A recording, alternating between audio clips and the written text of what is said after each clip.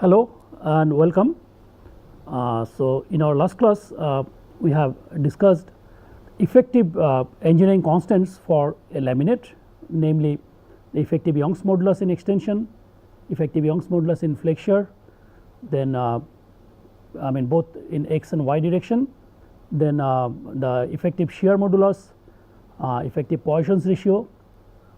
Those are actually derived in terms of the elements of ABBD matrix, and we understood that from the ABBD matrix only for symmetric laminates we could obtain the effective engineering constants, because for a general unsymmetric laminate it is not possible to decouple the in plane response from the out of plane response, and for a symmetric laminate we have seen that we can decouple the in plane response. That means we can have an independent relationship of the in plane force resultant with the mid surface strains, and similarly an independent relationship of the moment resultants with the curvatures.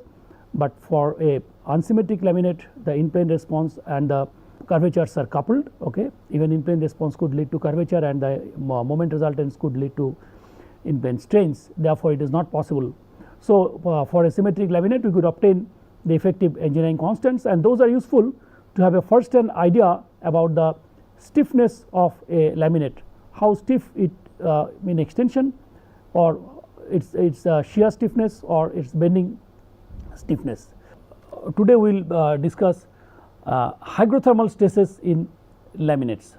Now, if you recall, we have discussed in details the hygrothermal effects in lamina, where we understood that a fiber reinforced polymer matrix lamina is actually sensitive to hygrothermal effects. Okay. And we understood that due to the temperature change and moisture absorptions, the lamina actually experiences strains. Okay. And if the lamina is actually free, then that means if a lamina is subjected to say delta T, a temperature change, but it is not restrained, then it will have strains, but it will not experience any stress. Okay. Similarly, due to moisture concentration also. Okay. But in a laminate you will appreciate that in a laminate the adjacent lamina are actually perfectly bonded, and the adjacent lamina may have different fiber orientations, and therefore the two adjacent lamina will have different coefficient of thermal expansion with respect to XY laminate analysis axis. Therefore, they are not free, they are actually restrained, they are not allowed to have their free expansion. Therefore, there will be stresses induced in lamina. Okay. And these stresses are the residual thermal stress. Similarly, for hygroscopic also, because of moisture absorptions, two adjacent lamina which are actually perfectly bonded are actually not allowed to have free expansions, and therefore there will be residual stresses. So, these are the residual hygrothermal stresses in laminate. Okay. Now, a laminate may experience a temperature change, maybe during its fabrication, we have discussed that, or maybe in service. Similarly, it could have moisture absorptions during in service, and because of that there may be residual stresses which are induced in the lamina, both residual thermal stress and residual hygroscopic stresses. And while analyzing a laminate, these residual stresses must be taken into account. Therefore, it is important that while analyzing a laminate in terms of determining the stresses, these residual hygrothermal stresses must be taken into account. Now, when we said that a lamina when it is free will have expansion and will not have any stresses, we have been talking in terms of macro mechanics of a lamina. However, as we understood that if we look from micromechanics, even a fiber and the matrix also have defined coefficient of thermal expansion, and therefore there will be residual stresses, but that we are not addressing here because we are actually discussing macro mechanics of a lamina. So, today we will see how to address the hygrothermal stresses in laminates. Okay. So, let us consider considering an n layer laminate. N layer laminate. Okay. So, suppose we have a laminate, we will follow the same notations what we have used in classical lamination theory. Okay. Suppose you have an n layer laminate, say this is the mid surface or the reference plane. Okay. So, suppose this is the kth layer, say this is 1 2 like this, say this is nth layer. So, the outer surface of the kth layer is at a distance of zk minus 1 from the mid surface, and the inner surface is at a distance of zk from the mid surface. Okay. So, with this considering an n layer laminate, and suppose this laminate is actually experiencing a temperature change of delta T and a moisture absorption, moisture concentration change in delta C. Okay. Say subjected to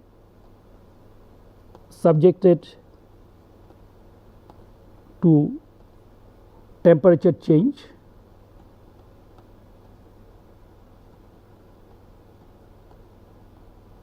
of delta T and moisture concentration change of delta C. Okay.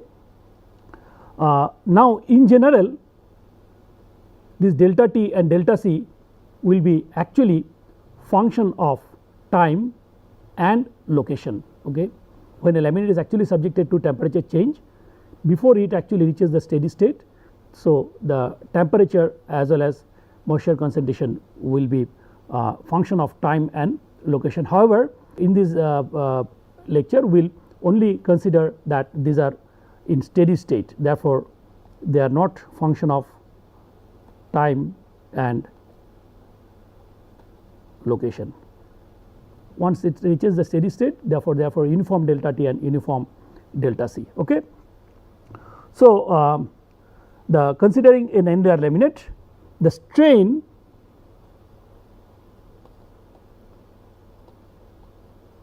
in the kth layer, k could be anything between 1 to n. The strain in the kth layer or kth lamina is with respect to, of course, with respect to the laminate analysis x y is epsilon x, epsilon y, gamma x y in the kth layer is equal to the compliance matrix for the kth layer into the stress sigma x, sigma y, tau x y in the kth layer. Now, because it is also subjected to delta T, therefore, there will be additional thermal strain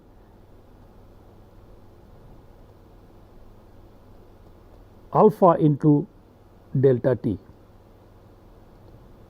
Also, it is subjected to moisture concentration, therefore, there will be additional hygroscopic strain which is beta into delta C.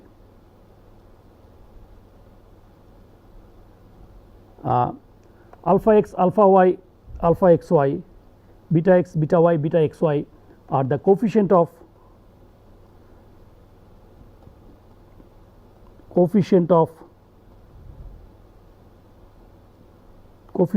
of thermal expansion in with respect to x y, okay, and this is the coefficient of hygroscopic expansion or moisture expansion. We have defined this already in our macromechanical analysis of lamina, again with reference to x y, and we know that knowing the coefficient of thermal expansion with respect to the principal material direction, we can obtain the coefficient of thermal expansion in the xy or the global axis by using transformation which is similar to strain transformation, using the strain transformation matrix. Okay. So, this could be obtained, these are obtained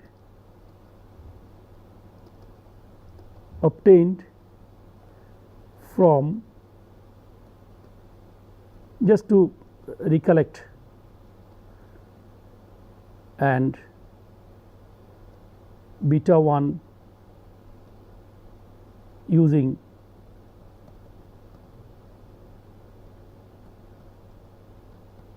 strain transformation matrix. Okay.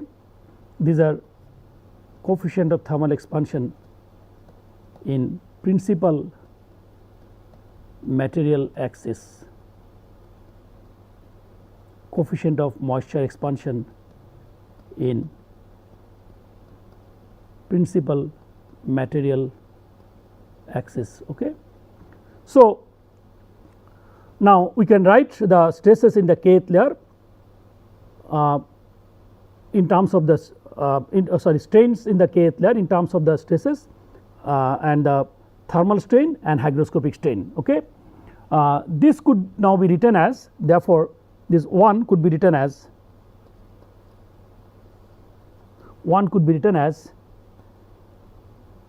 we can write now the stresses in terms of strains sigma x, sigma y, tau xy in the kth layer is equal to, now inverse of the compliance, therefore, this is the reduced transform stiffness matrix for the kth layer, okay, into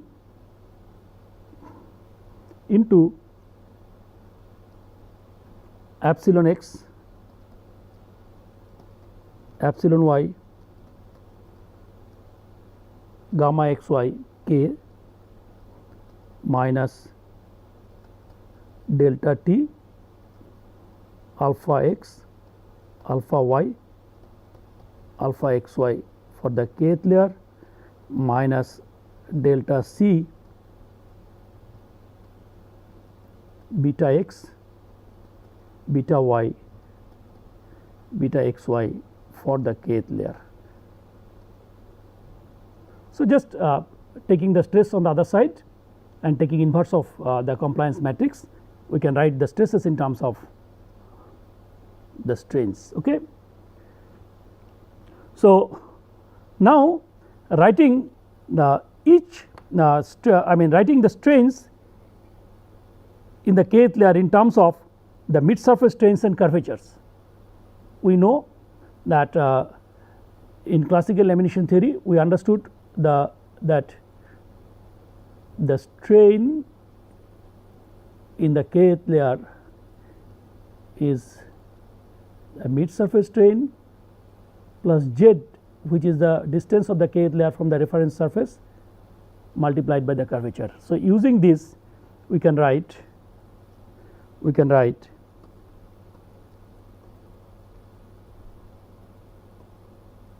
sigma x, sigma y, tau xy k is equal to q bar k into, now this could be written as now epsilon x naught, epsilon y naught, gamma x y naught plus z into kx, ky, kxy. Okay. Okay. Minus q bar k into delta t into alpha x, alpha y, alpha xy minus q bar for the kth layer into beta x, beta y, beta xy, okay. So into delta C. So this is equation number 3. Now we have the stress in kth layer, where k could be anything for the all the n layers, k could be any one of these n layers. So we have the stress in all the layers, okay.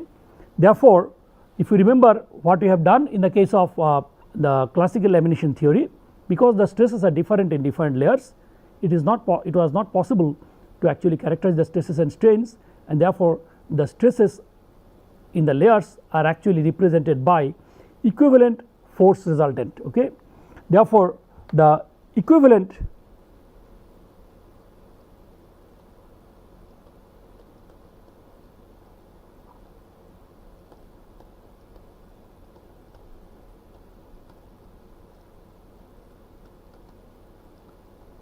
force resultant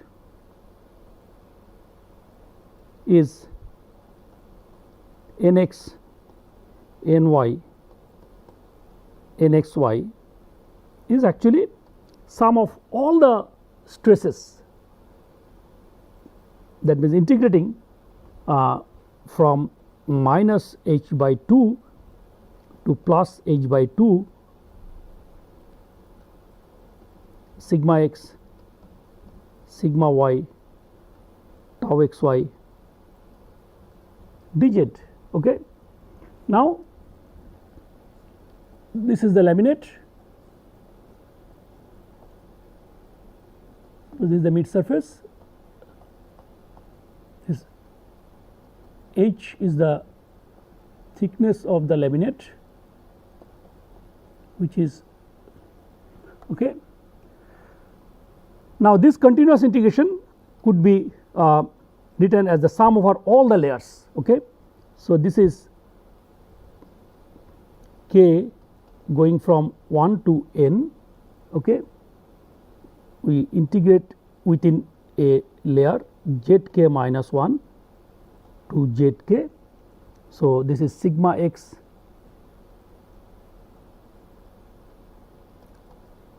sigma y tau xy k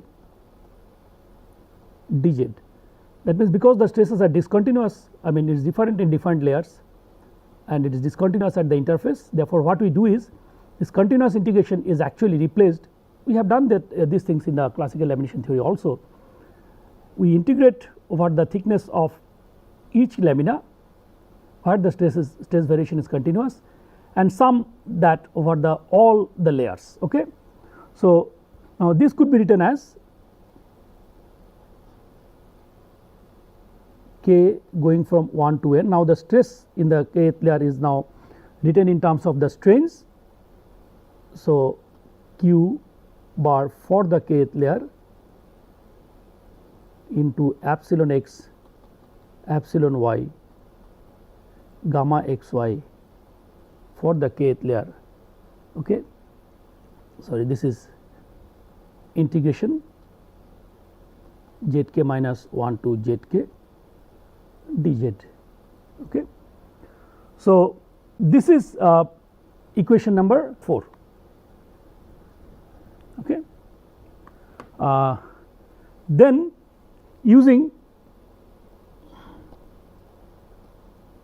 3 where the strain in kth layer is expressed in terms of the mid surface strains curvature and the strain due to thermal and hygroscopic strain due to delta T and delta C, okay. Using 3 we could write this as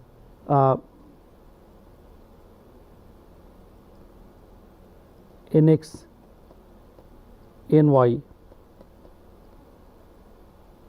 Nxy is equal to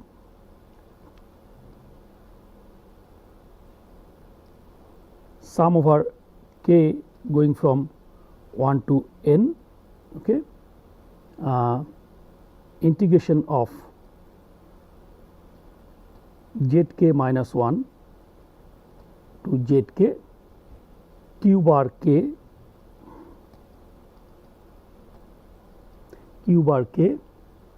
and then this could be written as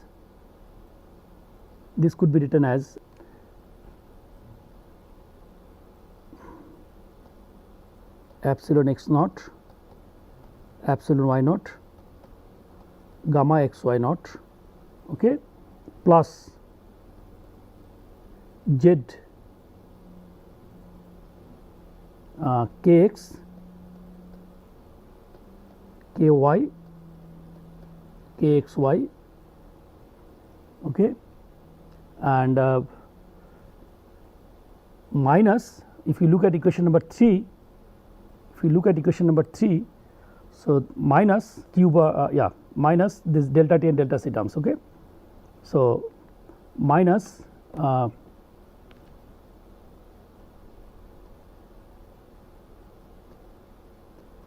k going from 1 to n integration zk minus 1 to zk. So this is dz. So this is dz q bar k into delta t into alpha x, alpha y, alpha xy k dz minus k going from 1 to n integration zk minus 1 to zk q bar k delta c, okay, into beta x, beta y, beta xy dz. Okay. This is your equation number 5. Now you can see in this integration qk, which is the stiffness for the kth layer, does not vary within the thickness of that particular layer. Okay. Also these mid surface strains and curvatures are also independent of the, it is independent of the layer, that means it also does not vary along z. Okay. Therefore we can take those outside the integration and we can write nx, ny, nxy is equal to k going from 1 to n, okay, qk, I can take this outside the integration sign, and within the integration is only zk minus 1 to zk, it is actually only dz, and this is also outside the integration sign, epsilon x naught, epsilon y naught, gamma x y naught, plus, okay, k going from 1 to n, again q bar k, okay. So integration zk minus 1 to zk, and now it is z dz, and this curvature is again outside the integration. So this is kx, ky, kxy. Curvature and mid surface strain is in fact it is outside the summation sign also, because it is for a laminate it is same, it is constant. Then minus delta t into summation of k going from 1 to n q bar k, okay, and then the integration zk minus 1 to zk, it is dz, and this alpha x, alpha y, alpha xy is also constant within the thickness of a particular layer, that means for the kth layer. minus delta C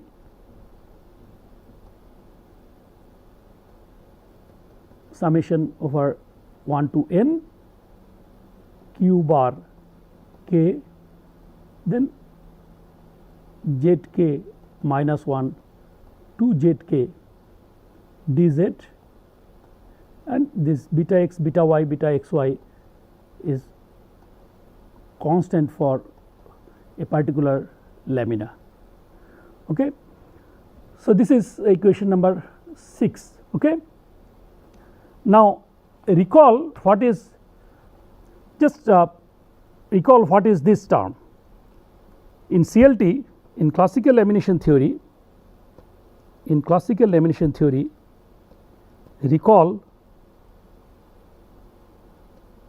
the definition of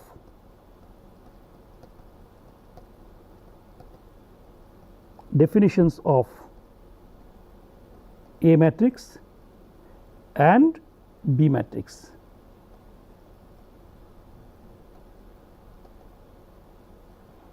You will see that this term is nothing but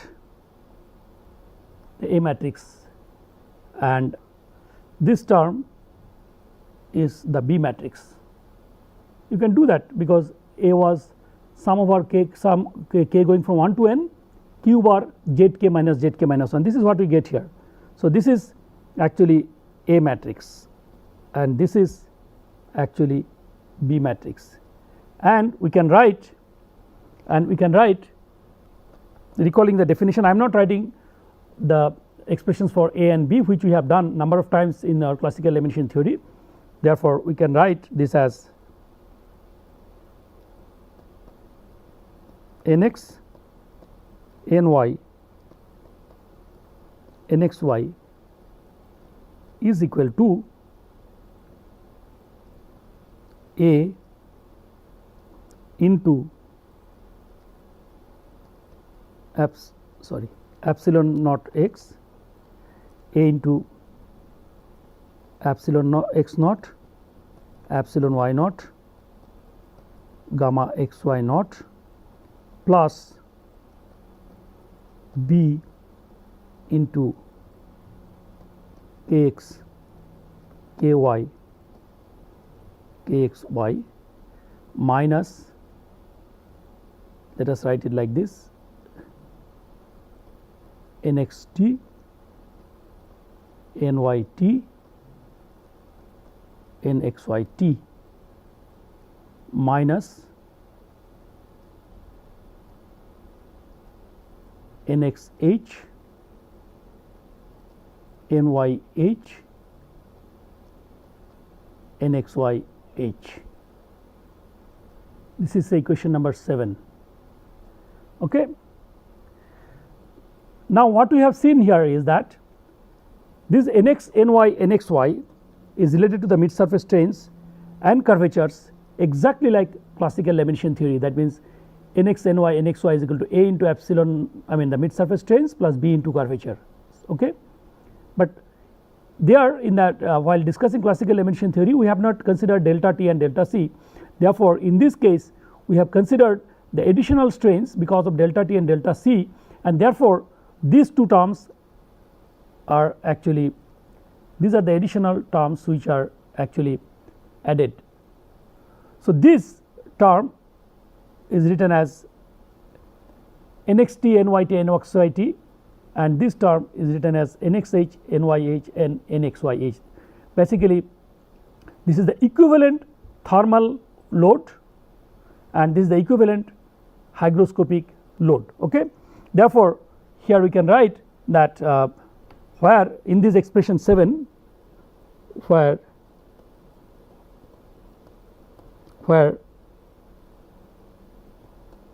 nx t nyt nxyt is equal to delta t k going from 1 to n, okay, q bar k, okay, integration of zk minus 1 to zk dz into alpha x, alpha y, alpha xy k is equal to delta t, okay, sum of our k going from 1 to n q bar k into alpha x, alpha y, alpha xy k into zk minus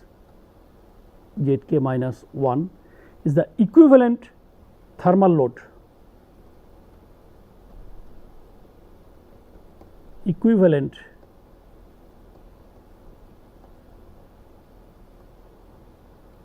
thermal load due to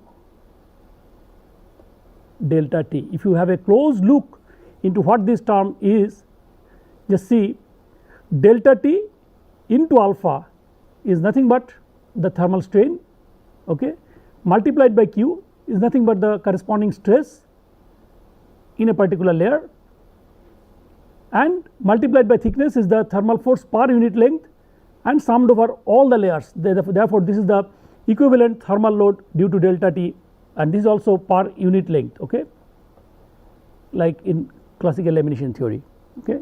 And so this is the equation number 8, and similarly nxh, nyh and nxyh is equal to delta C, sum of our k going from 1 to n q bar k zk minus 1 to zk dz multiplied by beta x, beta y, beta xy for the kth layer. This comes out to be delta C k going from 1 to n q bar k beta x, beta y, beta xy, beta xy k into zk minus 1. Actually, this zk minus 1 is nothing but the thickness of that kth layer. You can also write this as tk, okay. This is the equivalent hygroscopic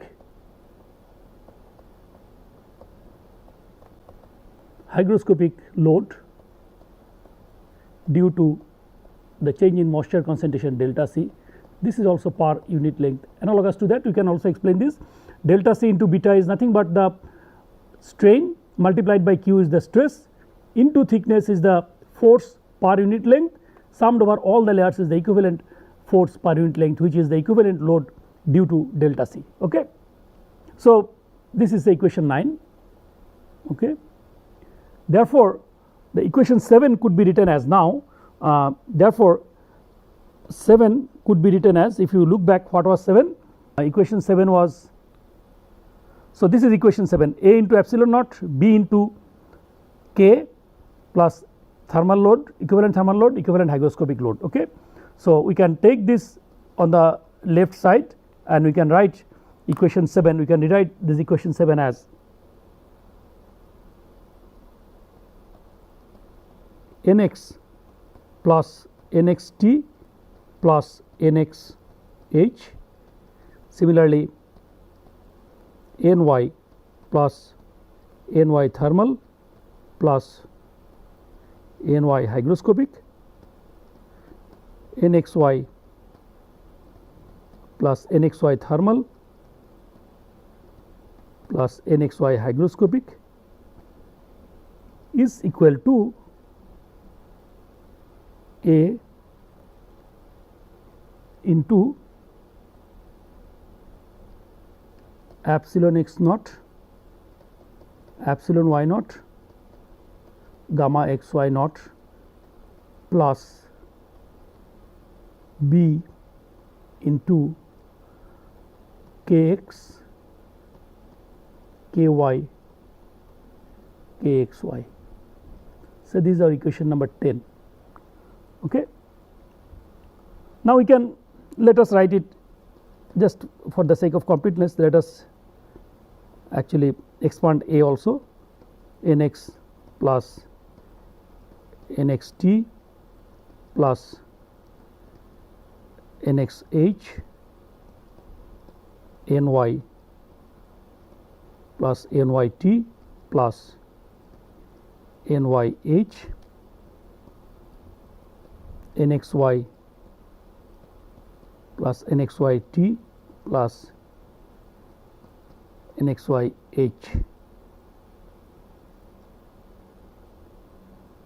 is equal to A11, A12, A16 symmetric, A22,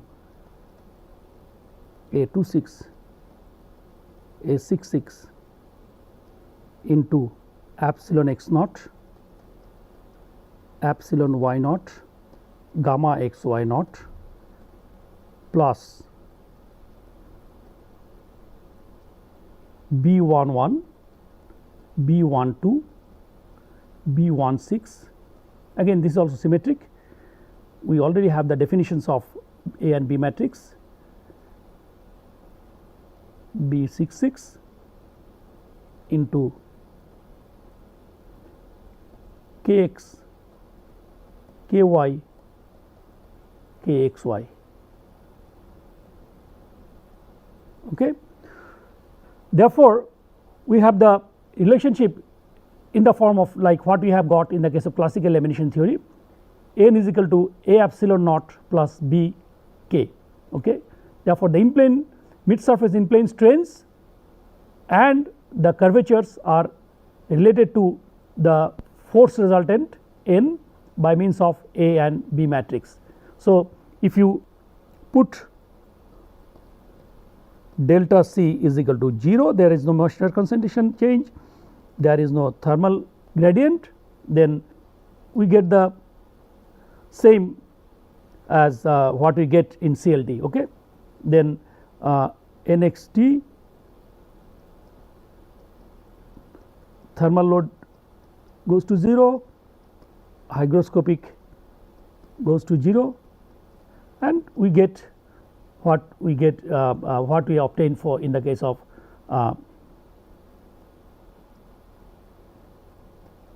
CLT. Okay.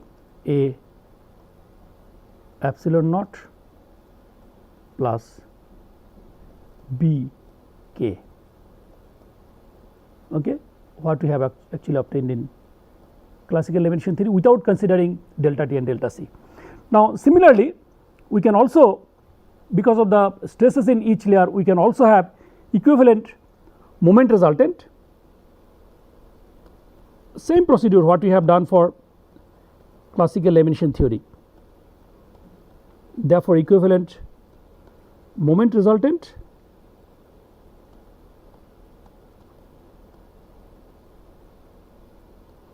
mx, my, mxy is equal to integration minus h by 2 to plus h by 2 sigma x, sigma y, tau xy into z dz. Okay. And we can write that as, this is say 12, equation number 12, this could be written as, okay,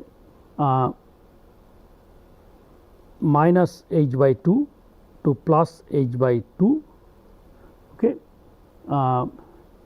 q bar, no, let me straight away put this as the sum over all the layers. Okay. Therefore, this could be written as sum over all the layers. Therefore, mx, this continuous integration could be written as the integration over a single layer and then sum over all the layers,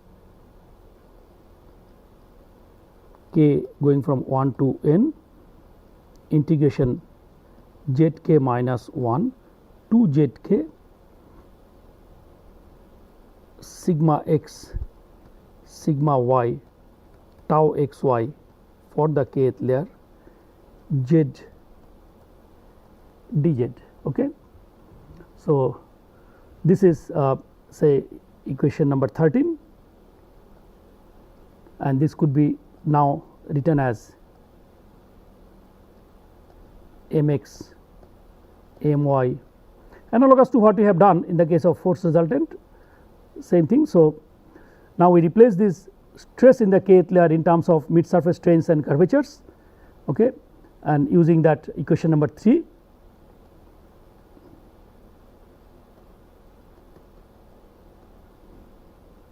So, this is q bar. So, integration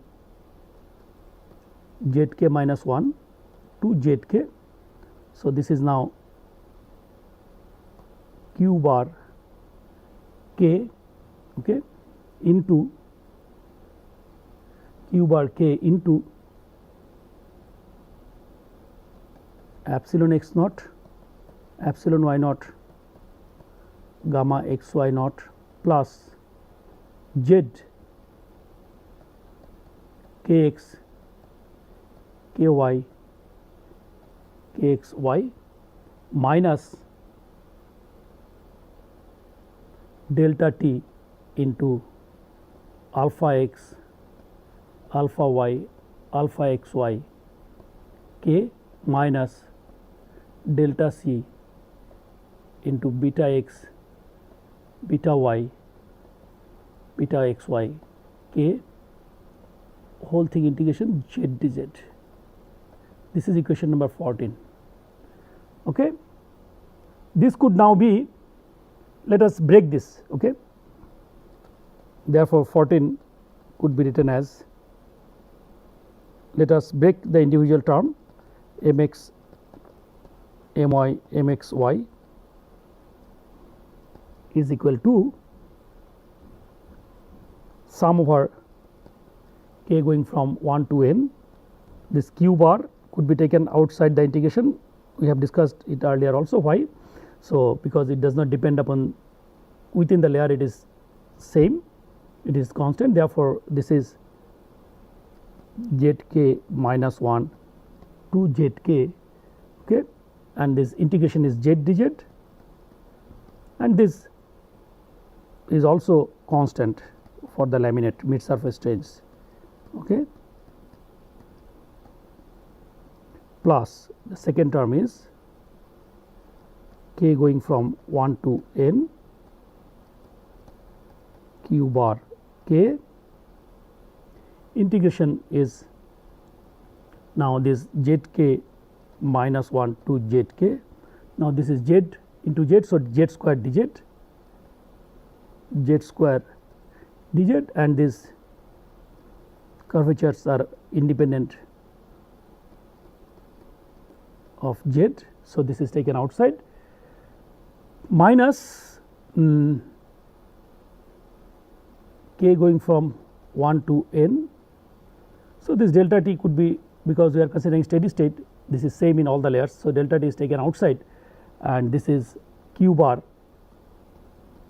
k, okay, integration of zk minus 1 to zk z dz, this is the integration z dz into alpha x alpha y alpha x alpha y. This is also outside integration, because for a kth lamina it does not depend upon the thickness of the lamina, and then minus delta c could be taken outside the summation sign, because we are considering the steady state, and then this is q bar k into integration zk minus 1 to zk z dz, and this beta x beta y beta xy k. Okay. So, now again we can see that this term, recall the definition of B and D matrix. in classical lamination theory. This is B matrix, this is D matrix. Therefore, recalling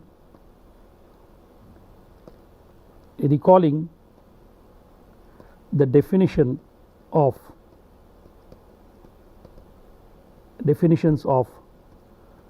B and D matrices,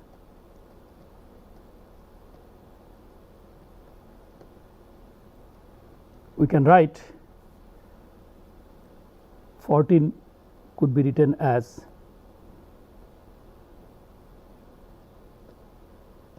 mx my mxy is equal to B into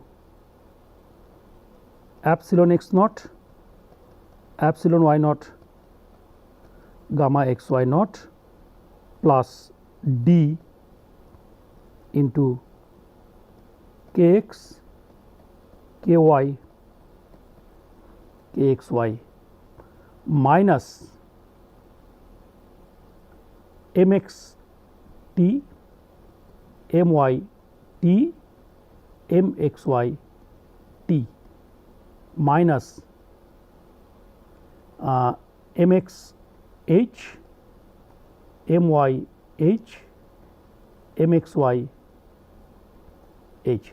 Now, if you have a closer look here, you could see that the same expressions up to this we get this is the same expressions where the resultant moments are related to the in plane strains and curvatures by B and D matrix, but because we have also considered additionally the delta T and delta C, therefore, these two terms have come up. Okay. If these two terms are not there, we get back the same thing what we have derived in the case of classical lamination theory, where the moment resultants are actually related to the in plane strains and curvature by means of B and D matrices respectively. So, this term is called the equivalent thermal moment, and this term is called equivalent hygroscopic moment. Okay. So, this mx, I am not writing B and D again, because I think we have written it number of times. You know what is the expressions for B and D matrix in terms of Q and Z. Okay. This is equation number 15, and in equation 15 where this mx t my t mxy t is equal to delta T sum over k going from 1 to n, okay, qk q bar k integration zk minus 1 to zk z dz into alpha x alpha y alpha xy k. This could be now the simple integration could be carried out, and we can take out this half outside, delta T by 2 k going from 1 to n q bar k alpha x alpha y alpha xy k zk square minus zk minus 1 square is the equivalent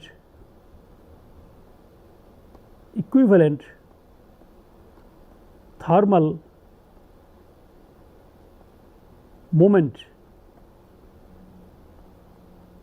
due to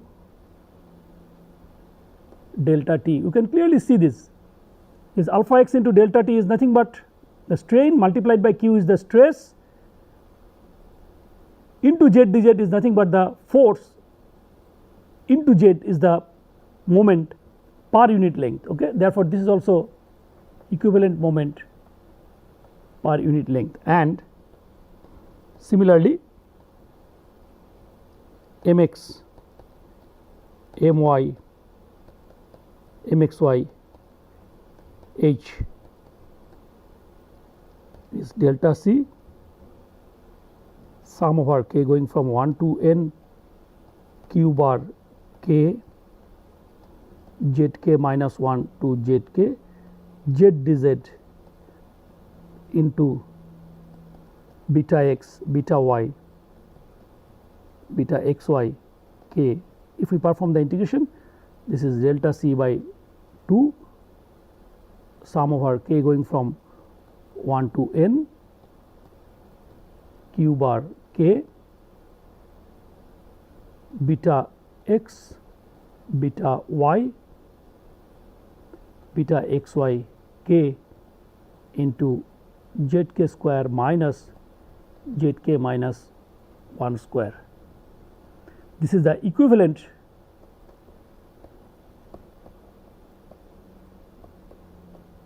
hygroscopic moment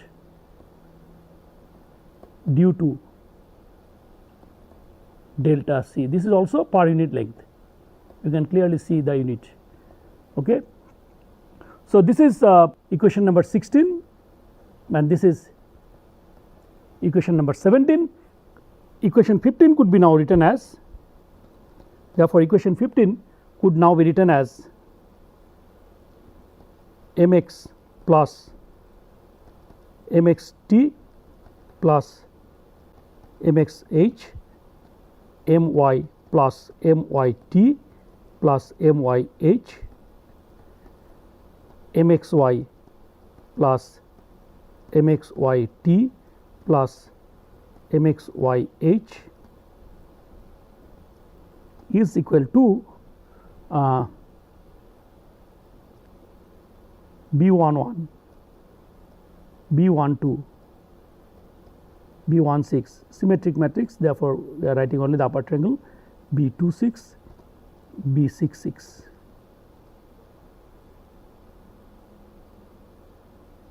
into epsilon x naught, epsilon y naught, gamma xy naught plus D matrix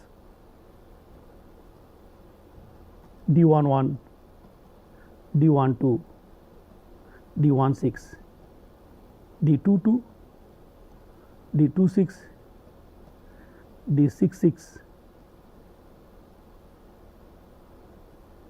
curvatures kx, ky, kxy.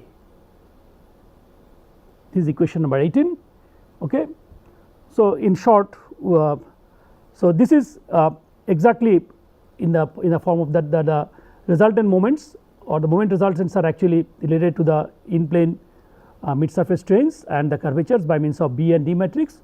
Only thing is, because we have considered delta C and delta T, therefore, this equivalent moment result thermal moment and hygroscopic moment terms also get added. Okay. Therefore, this now 11 and 18 could be 11 and 18 could be written as, therefore, 11 and 18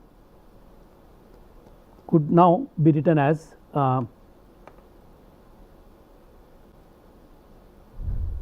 n plus nt plus nh m plus mt plus mh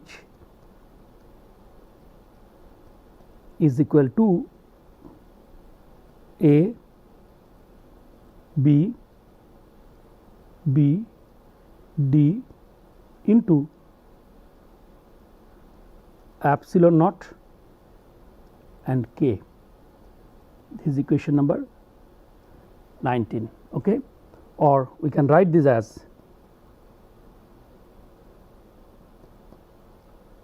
Nm is equal to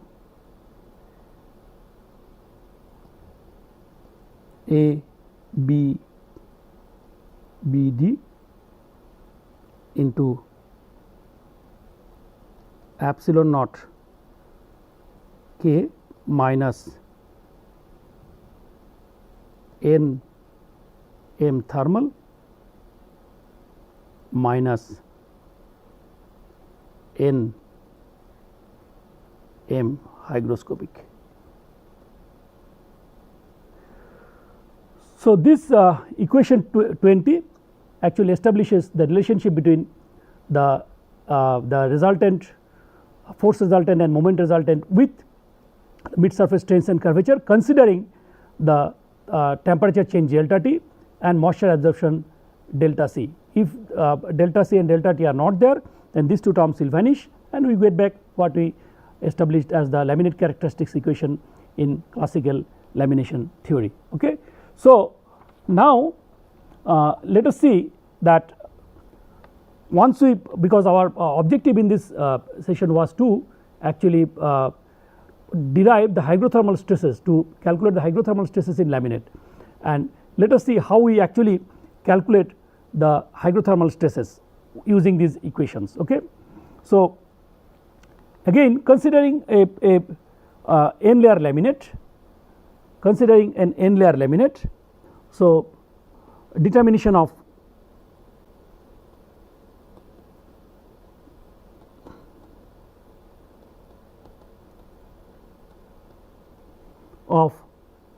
hygrothermal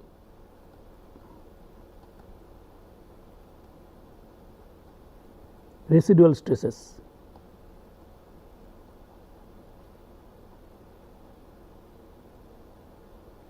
Again considering an n layer laminate,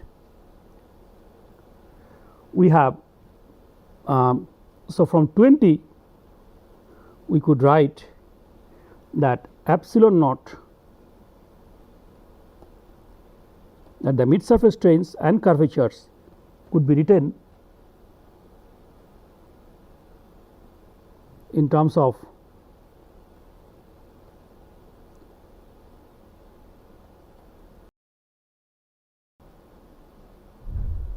N plus Nt plus Nh M plus Mt plus Mh. Okay. This is a,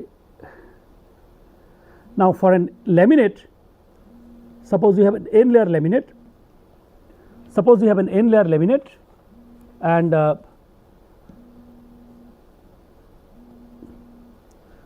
so for this n layer laminate 1, 2 like this, for this n layer laminate, what are the things that are known? For each layer,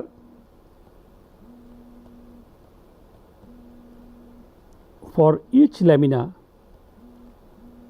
okay, in a laminate, in an n layer laminate, for each lamina, what we know? We know E1, E2, nu12, G12 as well as theta and the thickness of this lamina, that means we know Zk, Zk minus 1, that means we know the complete stacking sequence of the lamina.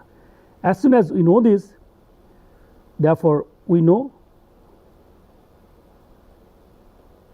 the ABBD matrix, okay, is calculated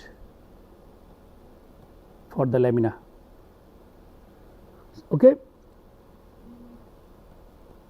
Applied load N is known. So, we know Nx, Ny, Nxy. Given delta T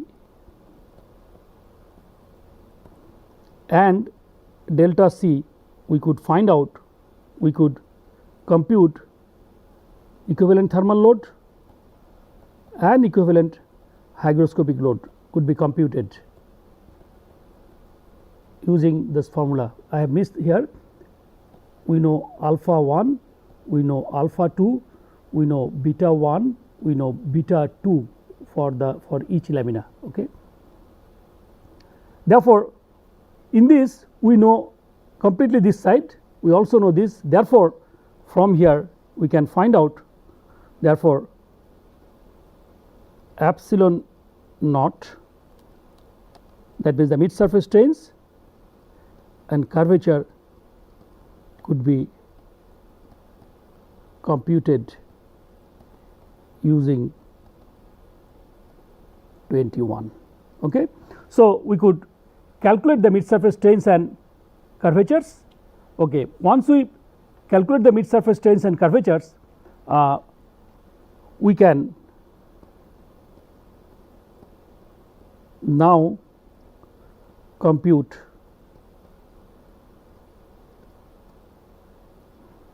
the strains in any means out of this n layer any lamina. How? Using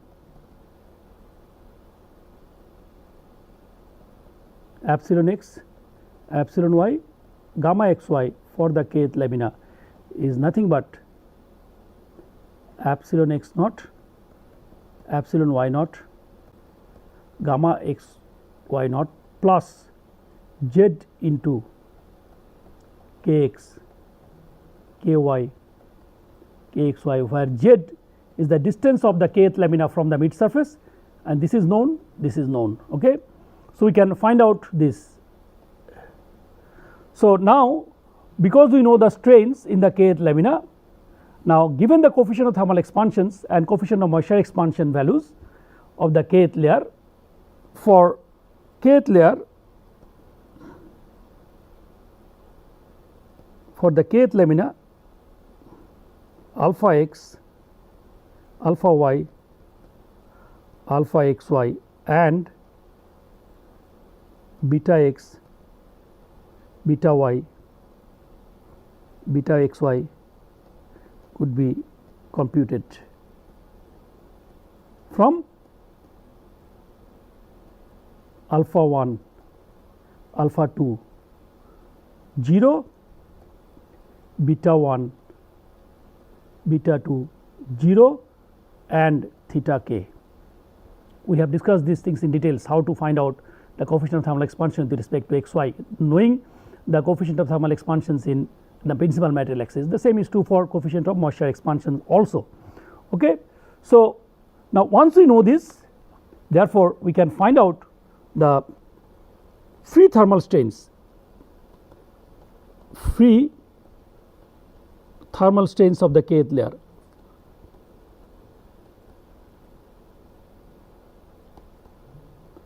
Meaning, if the kth layer is allowed to expand or contract freely under delta T,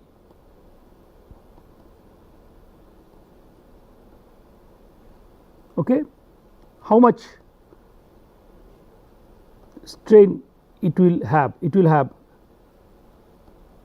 alpha x, alpha y, alpha xy multiplied by delta T. Okay. And similarly, alpha x, sorry, epsilon x, epsilon y, gamma xy, free hygroscopic strain is equal to delta C into beta x, beta y, beta xy. Free thermal strain, and this is free hygroscopic strains in kth lamina. Okay. In kth lamina. So, this is your equation number 23. Therefore, the residual thermal strain, therefore, the residual thermal strain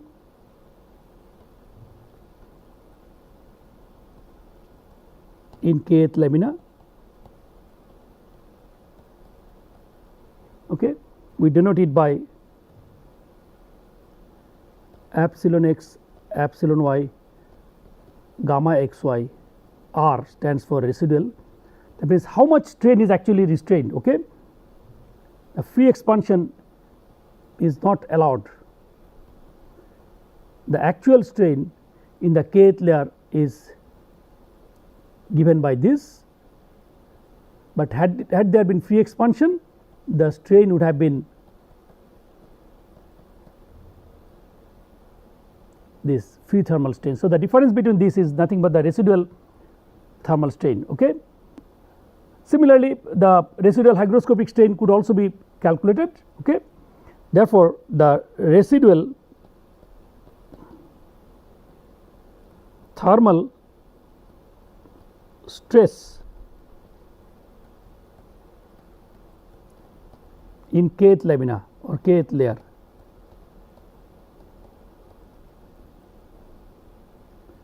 sigma x, sigma y, tau xy R stands for residual. This is nothing but reduced transform stiffness matrix for the kth layer, and then epsilon x, epsilon y, gamma xy residual. This is R, do not get confused, this is K. So, this is 24, this is okay. Therefore, this is the residual thermal stress in the kth lamina. Okay. Therefore, the residual thermal stress, this is the residual thermal stress in the xy or the global axis. Therefore, the residual thermal stress in kth lamina in material axis, in material or the principal material direction is sigma 1, sigma 2, tau 1 2 in the kth lamina is equal to the transformation stress transformation matrix, okay, for the kth lamina, that is decided by what is the fiber orientation of the kth lamina, sigma x, sigma y, tau xy residual of the kth lamina. Okay. Fine. So, this could be written as T, the stress transformation for the kth lamina, into q bar of the kth lamina multiplied by the residual strain in the kth lamina. This is K. Okay. R stands for residual and this small k is for. So, this is equation number 26. So, this way we could, so what we could finally get is the residual thermal stress in the kth lamina in the material axis. Okay. Similarly, we can also get, similarly we could also get, we could obtain residual hygroscopic stress also. Okay. So, once we get the residual thermal stress and the residual hygroscopic stress, these are the additional stresses in a lamina besides the stresses induced because of the applied mechanical load, and this needs to be added to the lamina to get the actual total stress in a lamina, and then based on those stresses only the assessment should be made whether a lamina is safe or a lamina fails. Okay. So, I will stop here today, we will continue in the next class. Thank you.